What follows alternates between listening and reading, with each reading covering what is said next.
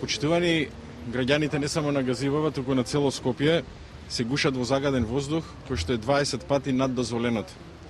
Ова се податоци кои што денеска од сајтот на Министерството за заштита на животна средина ги отпечативме, каде што се гледа дека загадувањето со ситни честички е на многу високо ниво и во Железара, и во општина Центар, и во општина и во Лисиче. Тоа самото за себе зборува дека власта, без разлика дали е градската или државната, ништо не превзема за решавање на овој проблем.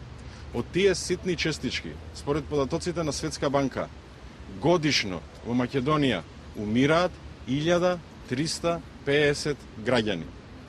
Испаѓа како да не дишиме ист воздух тие што се на власт и обичните, нормалните граѓани во Скопје и особено овде во Газибава. И затоа денеска сме тука, пред еден од најголемите загадувачи на воздухот во Газибава и градот Скопје. Јас, како кандидат за градоначелник на Скопје, се вклучувам во борбата за почист воздух и почиста Газибава. Ваков загадувач како што е Железара мора да има пречистителни филтри. И затоа поднесовме амандман во собранието. Наместо нови пари за споменици во општина Центар, парите да се вложат во филтрите овде во Железара, во средината каде што ве загадува вас, почитувани граѓани на Газибава.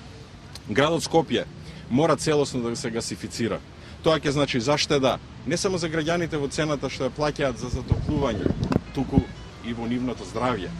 Критична состојба со зелените површини во градот мора да се надмине со воведување на нови и проширување на постојните зелени површини во градот за нови 1000 хектари зелена површина.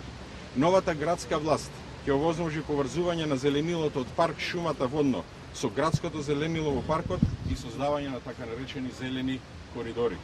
Тоа се дел од проектите за почисто Скопје и затоа ги повикувам граѓаните на Газибава да се вклучат во оваа борба за почист воздух за Газибава, за Скопје. Благодарам.